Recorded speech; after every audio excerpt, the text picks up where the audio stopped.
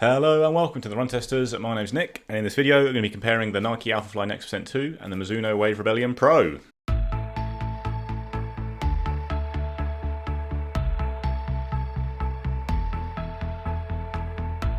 I've got a couple of big, chunky carbon plate racing shoes here. Well, nylon/carbon plate with the Mizuno Wave Rebellion Pro. They are both high-stack shoes aimed at the marathon, but come at it in a slightly different way. And they're two shoes that I absolutely love. I will say that right at the off. These are probably my two favourite new carbon shoes of the last year and a bit. Is that right? Probably. That sounds about right. In terms of the price, the Mizuno is the cheaper shoe. It's £200 in the UK or $250 in the US. The Nike Alphafly NEXT 2 is £270 in the UK and $275 in the US.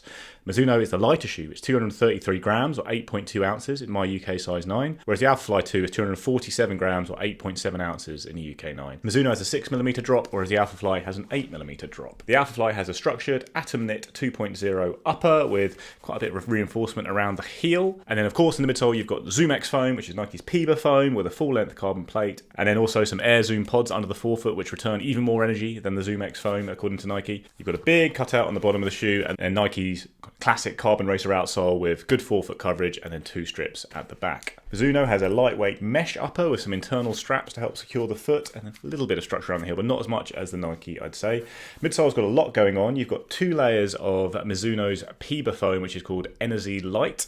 The top layer is a little bit softer than the bottom layer for a dual density effect. Then you've got a full-length plate running through the midsole that is 30% carbon and 70% nylon. Got a section removed in the forefoot, which reduces the weight a little bit, but also makes for a more comfortable ride over longer distances. It also has a little wall on the medial side to add some stability, which is obviously a key worry with the shoe because of the very aggressive cutout and strange geometry you have going on here. You've got this big heel cutout at the back of the shoe to encourage a midfoot forefoot strike, and then a very pronounced forefoot rocker to get you rolling on your way. And then you've got a G3 rubber outsole, which actually has very good coverage for the areas of foam that will make contact with the ground here. Everything here that looks like exposed foam is actually deep within a cutout, so won't be getting degraded by running on the road.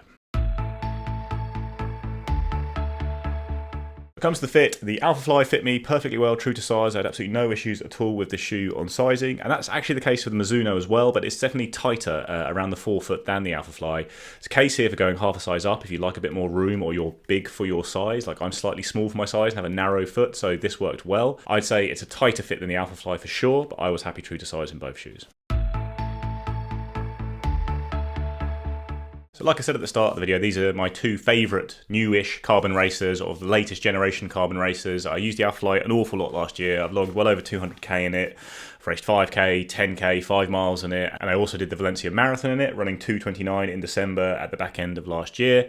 I think it's just a really, really good shoe. It is big, it is a bit ugly, it's a bit heavy, but that doesn't really seem to matter much when you start running fast in the shoe. You get a phenomenal amount of bounce from it. It's very explosive and punchy, and the decisions have been made here clearly at Nike to trade off weight for the extra foam and stability and comfort you get from the shoe. And as a marathon racing shoe, the results, are good. It does work. Like in the Valencia Marathon, my legs were really well protected, and towards the end of the race, when I felt like I was tiring and I was worried about the shoe starting to become a nuisance, it just didn't. It kept me rolling on through those final few Ks on pace to get the time I wanted to that day. And yeah, it's a hard shoe to love, potentially, because of the way it looks and the size of it, but it just works for me, and it's a shoe I really find very comfortable for long runs. I've used it for long runs of 24 miles and 20 miles in training, as well as the Valencia Marathon, and it's just a very effective shoe. And actually, on those shorter races, it's not bad. It's still very fast. Like, I did a fast 5k in it, got my 5-mile PB in it at the end of a long week of training. It's not a slow shoe by any means, just there are some nimble shoes out there that are better for those shorter distances.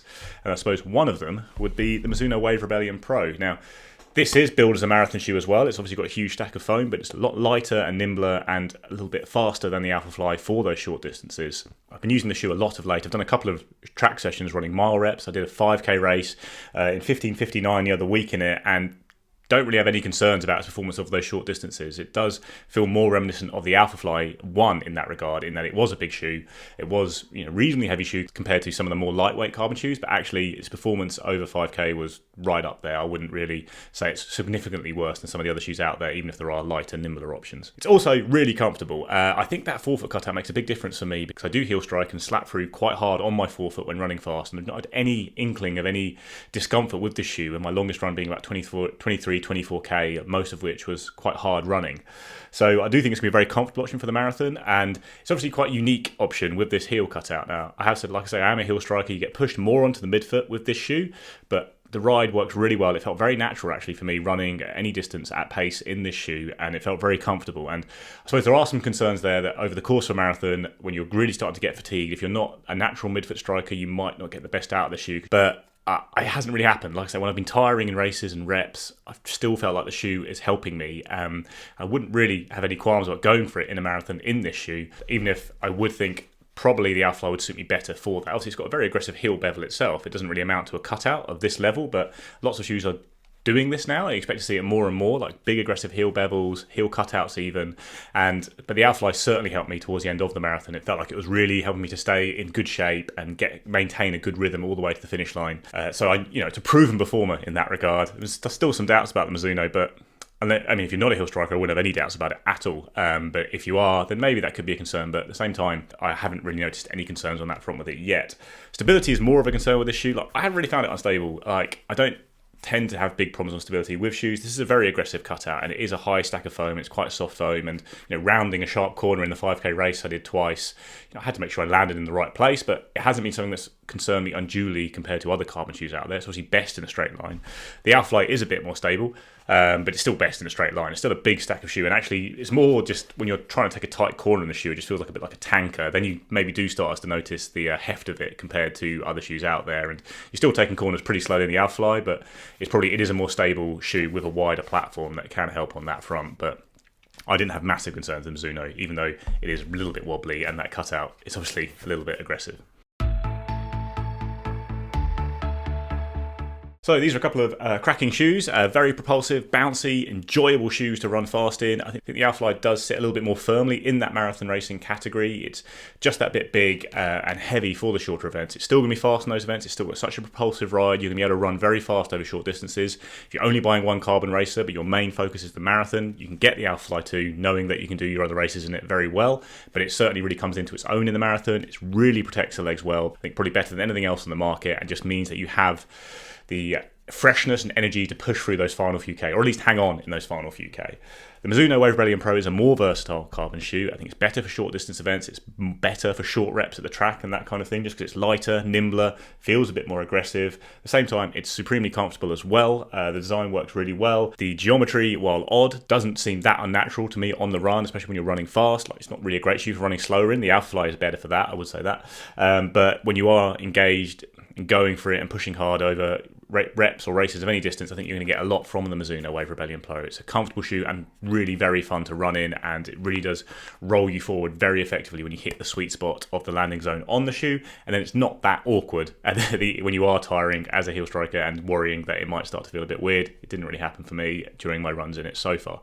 Mizuno is also a lot cheaper, so especially in the UK, obviously the gap is closer in the US. At £200 versus £270, I pick the Mizuno for sure. I think just purely looking at the marathon, I think the Alphafly would be my preference of these two shoes, but it's really very close, and at other distances I think the Mizuno is that little bit more nimble and fast as a result of the lower weight and the more aggressive design. But I would say for lots of people it'll be just as good a shoe for the marathon. People who don't like the heft of the Alphafly, who have found it a bit ungainly, if you are more of a midfoot forefoot striker, you might find the Mizuno better, and it's certainly comfortable enough to bounce you through those longer events. It's got a slightly less accessible ride though, I would say that. Like, it is I haven't found it that unnatural, but it is a bit weirder. Like, they keep pitching it for very fast runners and saying stuff about midfoot, forefoot strikers. It's all a bit off-putting if you read a lot of the marketing around the shoe. Now, I think a lot of that goes away when you run in it because it just feels great.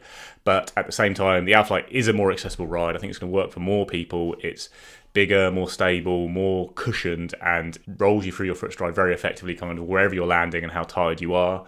Whereas the Mizuno, you probably have to be a little bit more on it and running well to get the best out of it, to really engage the geometry of the shoe to work most effectively in your favour. Still, two great shoes. Just looking simply at verdict, it's very easy for me to pick the Mizuno because it's a lot cheaper than the Alphafly. At the same price, I'd be leaning towards the Alphafly certainly for the marathon.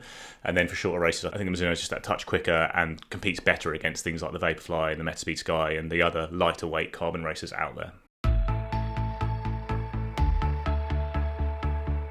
So that's it. That's our comparison of these two very, very good carbon racing shoes. Have you used either or both of these shoes? Are you a fan? Are you really against the Alphafly 2? In which case, maybe the Mizuno might be a better alternative if you did like the Alphafly 1. Please do let us know in the comments below. I'm going to keep doing Mizuno comparisons probably for the foreseeable future, so let me know what you'd like to see next. If you have any strong thoughts, I'll probably go for the Adios Pro next, but I don't have to. Someone can jump in and let me know which one I should compare it to. Please do like, subscribe, ring the bell, and we'll see you next time.